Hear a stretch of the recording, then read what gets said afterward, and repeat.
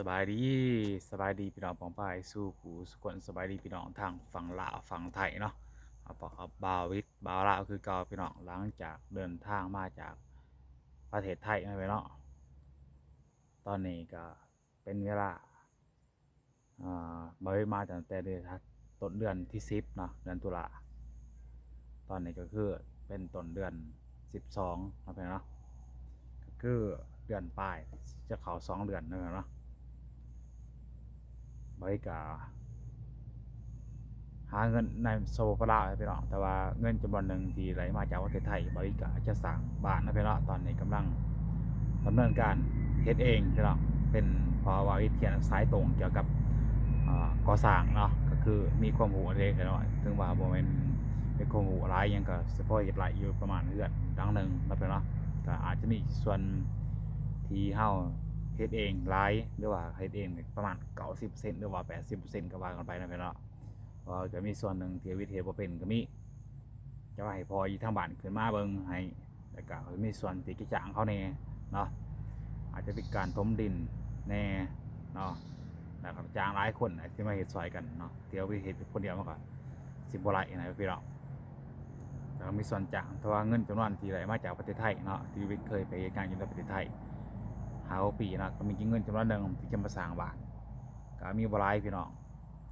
ก็ยังบ่ทันได้ใส่เงินจำนวนดังกล่าวเนาะพี่น้องก็ใส่จะเป็นการซื้อเหล็กซื้อปูนซื้อหินซื้อแร่ซื้อทรายเนาะจำนวนเงินดังกล่าวที่ได้มาจากประเทศไทยนะแต่ว่าในระยะเดือนไปเกือบ2 เดือนผมว่าวิธีเฮ็ดงานอยู่ในประเทศลาวเนาะก็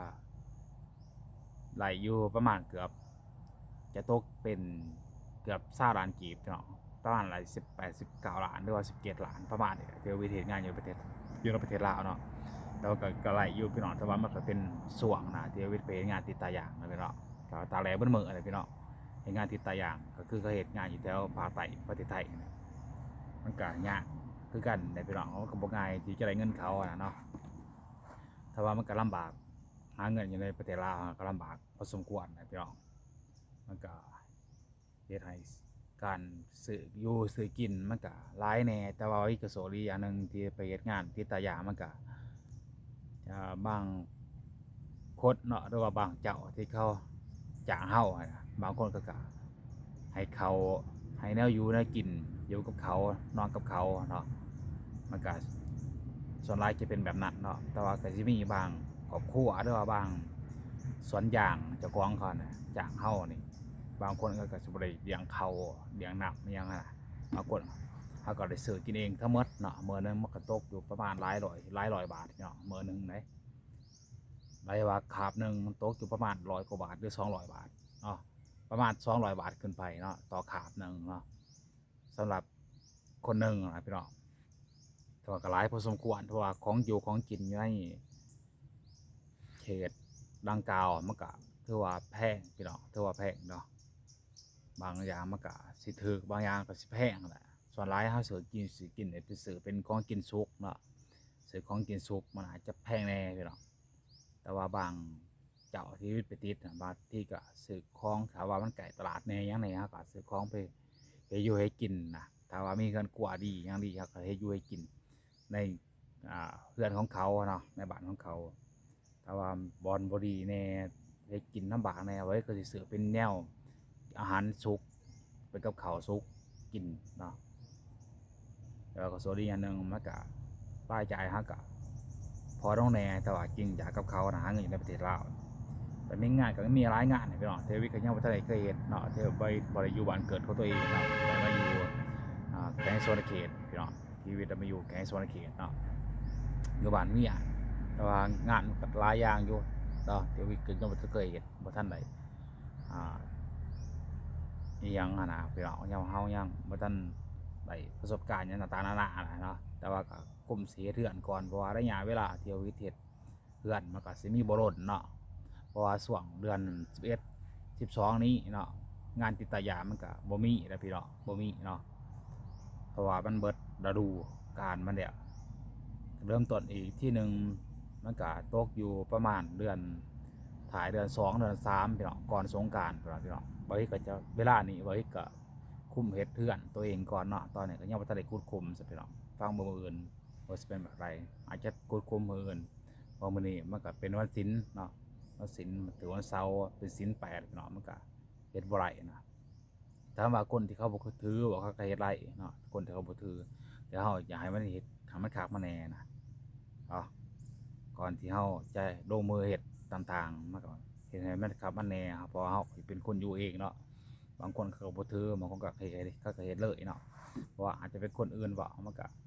เขาบ่ได้มาอยู่นำเฮาเด้พี่น้องแต่ว่าเฮาเป็นคนอยู่เองอะนะมันก็เห็นให้มันคักมาแน่นะจะลงมือเฮ็ดเนาะการที่จะสร้างบ้านหลังหนึงก็บ่แม่นเรื่องง่ายพี่น้องใช้มูลค่า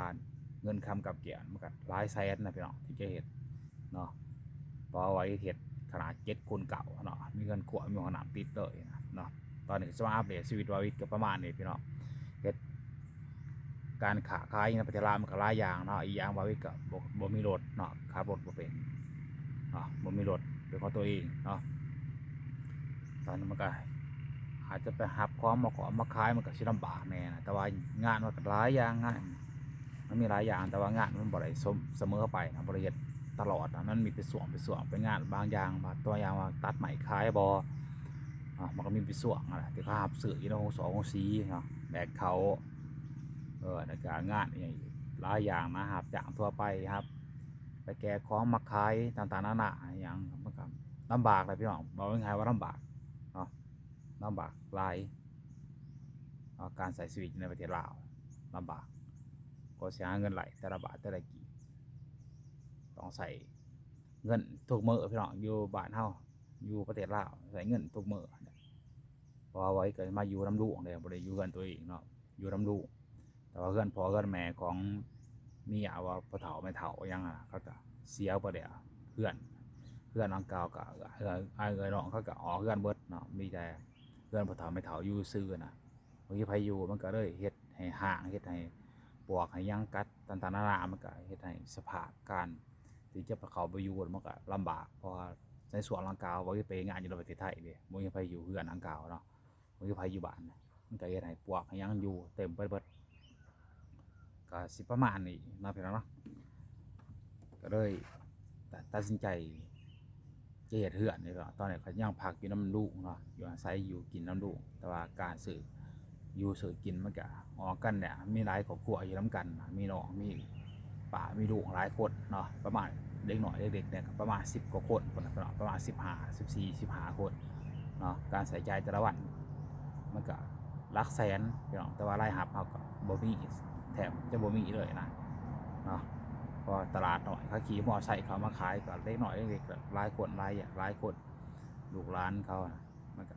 การอยู่การกินแต่ละมื้อแต่ละวันเนี่ยมันก็ทุกอย่างมีการซื้อเบิดหากินแบบธรรมชาตินี่ยากพี่น้องยากเนาะหาปูหาปลามันก็จะมีน้องอันเดียวเนาะข้าวปลาข้าวลงก็สิบ่มีหยังดอกพี่น้องอยู่ในบ้านเฮามันก็สิมีเป็นช่วงคือกันน่ะยามฝนยามมีหน่อไม้หน่อตอกเฮ็ดอิหยังก็มันก็สิบ่คือแถวบ้านเกิดบ่าวิทย์เนาะโรงหาปลามีหลายสิ่งหลายอย่างที่เขาหาเนาะการค้าขายมันก็สิบ่ดีคือทางนี้แต่ว่าการหาอยู่หากินทางธรรมชาติเนี่ยก็บ่พอสมมุก็สิพอได้กินอยู่พี่น้องบ้านบ่าวิทย์เนาะหาปูหาปลาแต่ว่าการอาชีพอื่นหลาย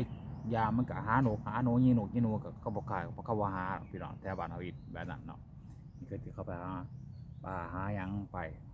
การแบกแห่แบกสระอิหยังไปนะก็มีอาชีพหลายอย่างปลูกผักปลูกมีก็มีได้พี่น้องแถวบ้านเฮาอีกแต่มันก็สิบ่ได้ลำบากคืออยู่พี่บ่ปานใดนะแถวบ้านเฮาอีกเป็นแม่น้ำโขงเนาะแต่ว่ามาทางพี่ก็จะเป็นบ้านโขงมันก็เฮ็ดให้เศรษฐกิจดีแน่เนาะการค้าขายก็ดีแน่แต่ว่าหากินตามธรรมชาตินี่บ่าวิทย์บอกได้เลยว่ายากพี่น้องการใช้ชีวิตในสปปลาวเนาะสำหรับบ่าวิทย์เนาะแต่ว่าคนอื่นก็บ่ฮู้นำเขาคือกันแต่ว่าคนอื่นมันก็เขาเคยอยู่บ้านโขงมันก็สิดีอย่างหนึงเนาะแต่ว่าเฮาอยู่บ้านนำอยู่ในตามเกาะตามร้อนนะการหาอยู่หากินพักมีสีสอดมันก็สิหลายอย่างแต่ว่าเขามาบ้านโขงมันก็สิลำบากเลยพี่น้องบัดนี้เนาะแต่ว่าเขาก็ได้ใช้เวลาในการปรับตัวพอสมควรนะครับเนาะก็สิประมาณนี้หลังจากว่าวิทย์กลับมาประเทศไทยเนาะเกือบ2 เดือนพี่น้อง